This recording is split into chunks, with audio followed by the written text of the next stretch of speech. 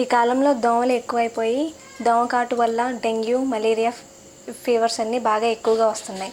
ఈ jet coils, jet refills వల్ల మనకి సైడ్ ఎఫెక్ట్స్ ఎక్కువగా వస్తున్నాయి. వీటిలో వాడే రసాయనాల వల్ల మనకి లంగ్ డిజీజెస్, ఇంకా శ్వాసకోశ ఇబ్బందులు ఇవన్నీ వస్తున్నాయి మనకి.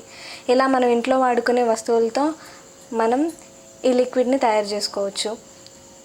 4 కర్పూరం బిళ్ళలు, ఈ వేప నూనె 3 స్పూన్లు, ఈ రిఫిల్ వేసుకుని మనం ఈ లిక్విడ్ని తయారు చేసుకోవచ్చు. దీనివల్ల మనకి సైడ్ ఎఫెక్ట్స్ ఏం ఉండవు. ఈ కర్పూరం వల్ల మంచి స్మెల్ వస్తుంది.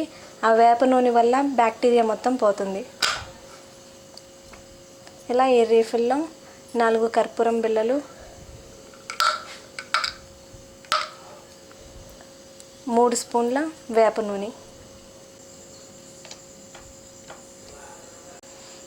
వీటి వల్ల మనకి పెద్దగా ఖర్చు కూడా ఏమి ఉండదు. వాడేసిన రీఫిల్స్ని మళ్ళీ మనం ఇలా యూజ్ చేసుకోవచ్చు.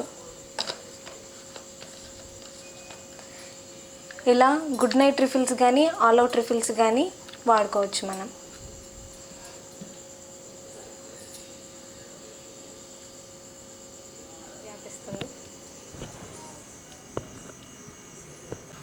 ఇలా ప్లగ్కి పెట్టుకొని మామూలుగా రిఫిల్స్ ఎలా పెట్టుకుంటామో అలా పెట్టేసుకుంటే ఆ పరిమళం అంతా రూమ్ అంతా వ్యాపిస్తుంది. ఈ వేప నూనె మనకి ఆయుర్వేదం స్టోర్స్లో దొరుకుతాయి. కర్పూరం మన ఇంట్లో దొరుకుతుంది. వీటి వల్ల మనకి సైడ్ ఎఫెక్ట్స్ కూడా ఏమి ఉండవు. ఈ లిక్విడ్ రిఫిల్స్ కన్నా ఈ లిక్విడ్ బాగా పనిచేస్తుంది.